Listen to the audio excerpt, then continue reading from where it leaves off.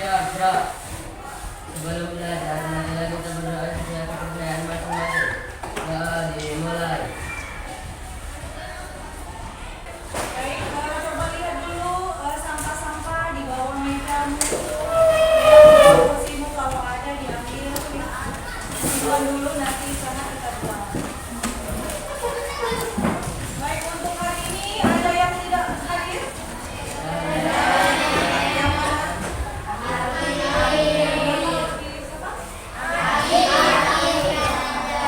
Kenapa diambil? Habis, yang lain? Ada lagi yang hadir? Apa? Satu aja ya? Baik, kita doakan semoga teman kita yang sakit ini bisa segera pulih kembali dan memulai aktivitasnya ya, untuk ya. Nah, hari ini kita berjumpa lagi dengan materi mata pelajaran coding dan kecerdasan artifisial. Untuk materi hari ini kita masuk berpikir komputasional. Anda sekalian, saya mau tanya, tadi dari rumah kemari berangkatnya jam berapa? Apa dulu hari? Lalu ketika kamu bangun tidur sampai ke sekolah itu ada tahapannya nggak? Ada. Mulai dari apa aja tuh? Mandi, pakai baju dulu ya kan? Lalu sarapan, apa lagi? Bersiap-siap, naik kendaraan sampai ke sekolah. Tahapan kamu dari bangun tidur sampai ke sekolah itulah yang dinamakan dengan dekomposisi yang mau kita pelajari hari ini.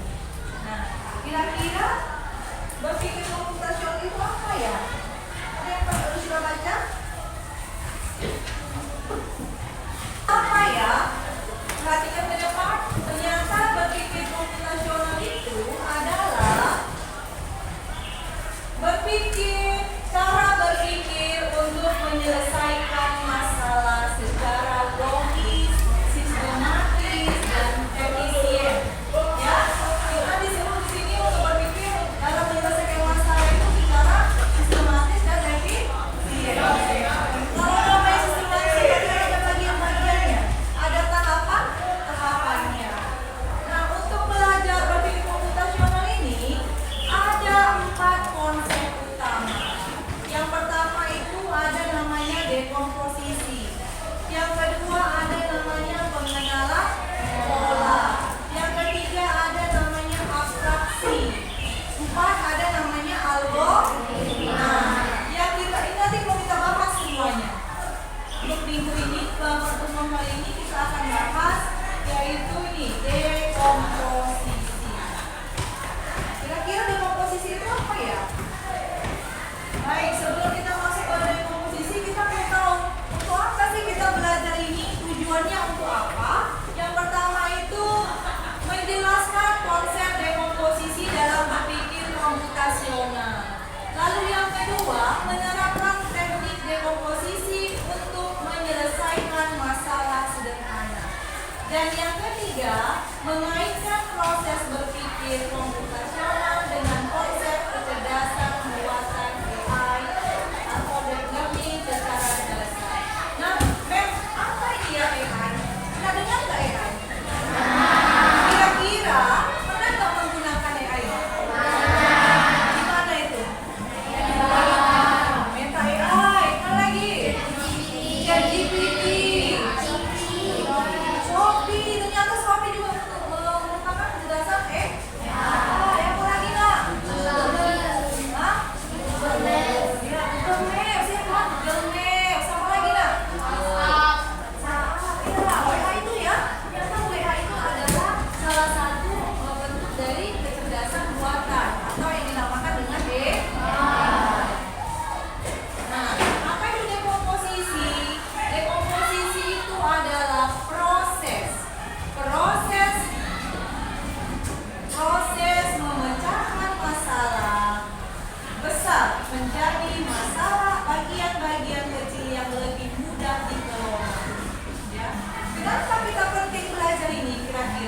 Yang pertama, katanya bisa menyelesaikan masalah agar lebih mudah dipahami.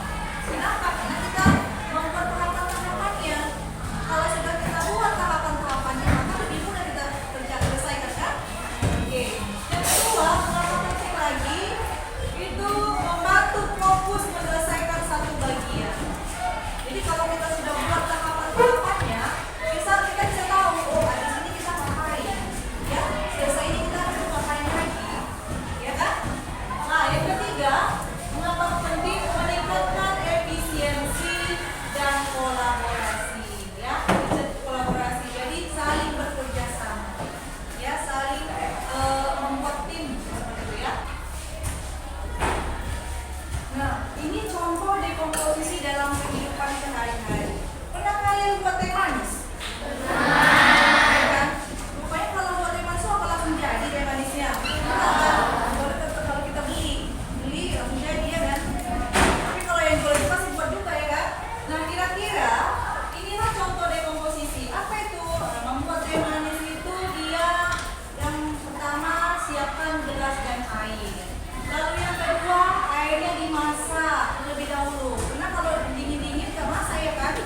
Tehnya itu nggak berwarna kalau dia membuat teh airnya air panas. Lalu setelah airnya sudah masak, masukkan teh dan gula. Aduk hingga larut. Ya, sudah diaduk hingga larut lalu disajikan. Nah, bagian-bagian kecil inilah yang dari setiap bagian makanan kecil ini dari tugas bersama membuat teh manis inilah yang dinamakan dengan dekomposisi. Nah, jadi bagian-bagian kecil itu namanya dekomposisi. Apa sih manfaatnya? Manfaat dari dekomposisi yang pertama, lebih mudah dalam memecahkan masalah. Yang kedua apa? Kolaborasinya lebih efektif. Yang ketiga, membantu berpikir logis dan sistematis. Nah, sini ya, sebelum kita masuk ke materinya,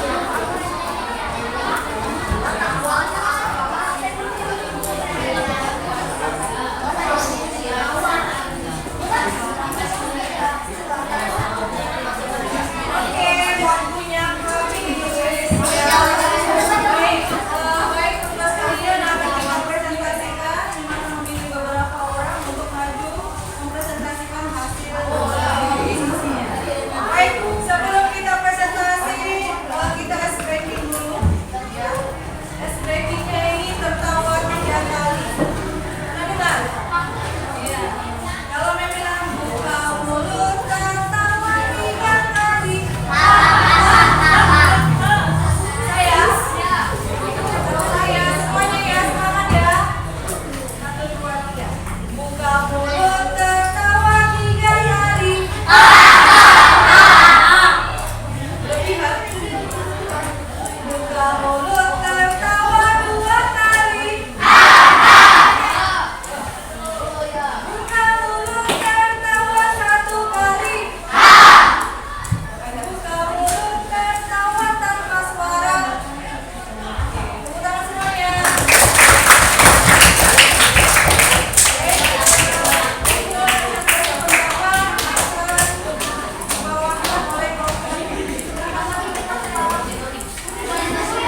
Oke, tepuk tangan dulu buat pemenangnya satu.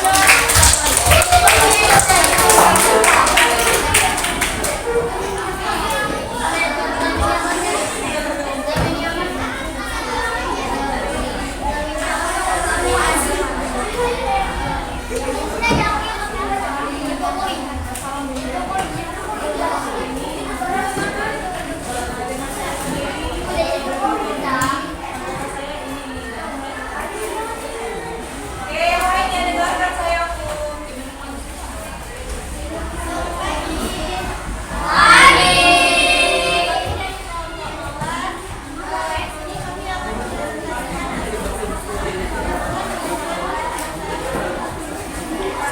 Yang lainnya dengarkan. Suaranya satu. Saya akan mempresentasikan tentang hasil nasi goreng.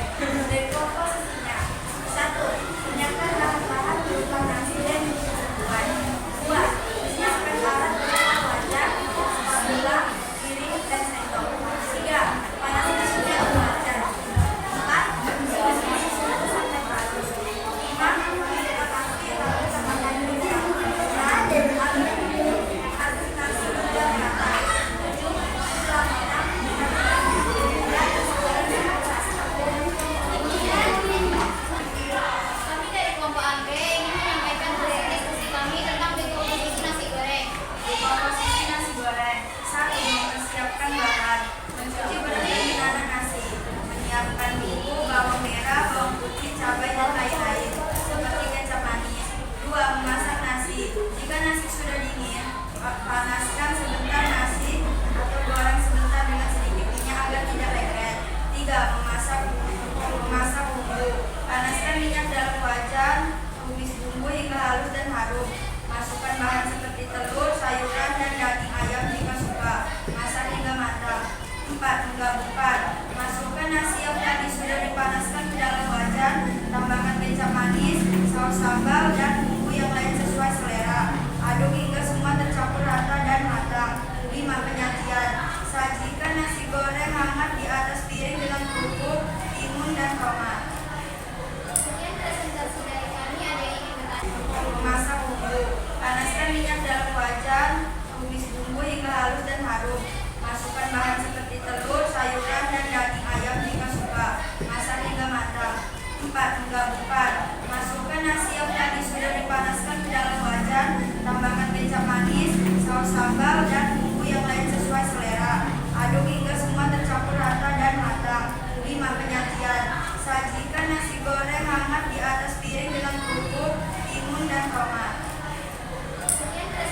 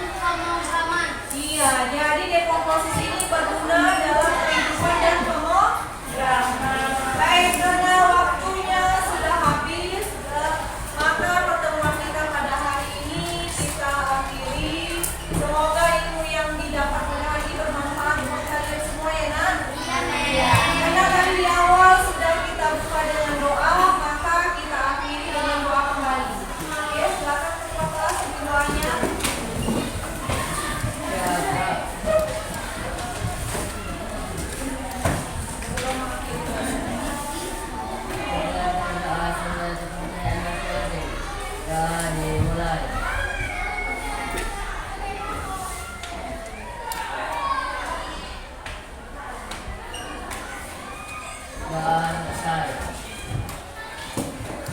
kepada memberi saran